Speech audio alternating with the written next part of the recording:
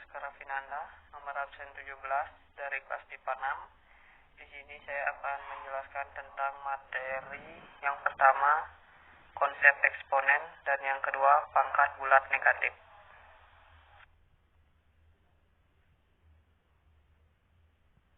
Yang pertama, pengertian eksponen. Eksponen adalah suatu bentuk perkalian dengan bilangan yang sama, kemudian diulang-ulang, semacam perkalian yang diulang-ulang. Eksponen bisa juga kita kenal sebagai bilangan berpangkat. Sebenarnya memahami eksponen nggak cukup hanya hafal masalah perkalian saja. Kita juga harus memahami sifat-sifat dan bentuk lainnya dalam eksponen. Yang kedua, bentuk umum eksponen. Seperti yang sudah kita ketahui, bilangan eksponen adalah bentuk perkalian dari suatu bilangan yang diulang-ulang. Maka, dari pengertian ini kita bisa melihat bentuk umum bilangan eksponen adalah seperti ini. A pangkat N sama dengan A pangkat N adalah bilangan real dan N bilangan asli.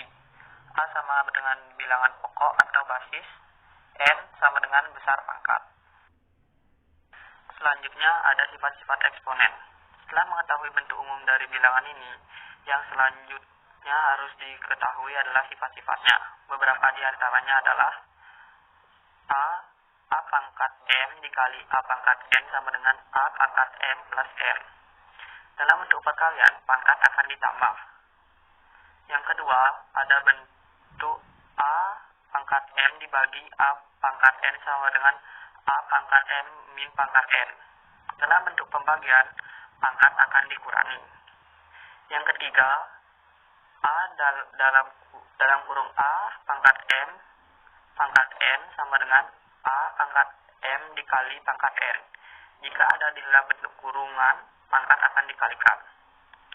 Yang keempat ada dalam kurung A dikali B pangkat N sama dengan A pangkat M dikali B pangkat M. Bila ada dua bilangan di dalam kurungan, kemudian diberi pangkat, maka kedua bilangan tersebut akan memiliki pangkat yang sama. Yang kelima ada dalam kurung A per B pangkat M sama dengan A pangkat M per B pangkat M. Penyebut tidak boleh sama dengan 0, dan dalam bentuk ini penyebut dan pembilang akan memiliki pangkat. Yang keenam ada 1 per A pangkat N sama dengan A min pangkat N. Untuk sifat ini, bila penyebut bernilai positif dan kemudian dipindahkan ke atas, maka penyebut tersebut akan negatif, begitupun sebaliknya. Yang ketujuh, ada N akar A pangkat M sama dengan A pangkat M per N.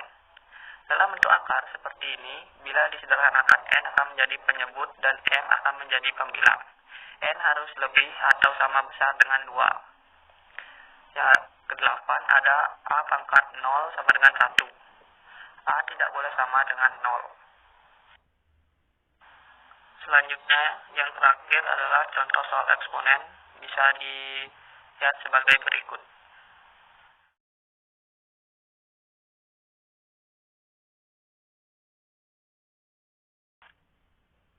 Materi yang kedua ada pangkat bulat negatif. Bilangan berpangkat merupakan bentuk sederhana dari perkalian berulang. Misalnya 2 pangkat 3 merupakan bentuk sederhana dari 2 dikali 2 dikali 2.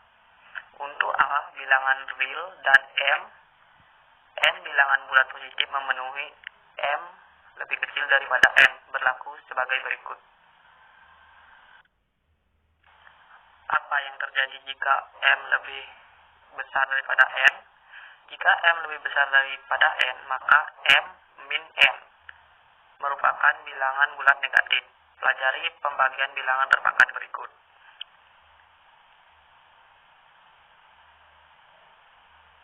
Dari 1 dan 2 diperoleh bahwa 1 per 2 pangkat 2 sama dengan 2 min 2. Berikut adalah contoh soal pangkat bulat negatif.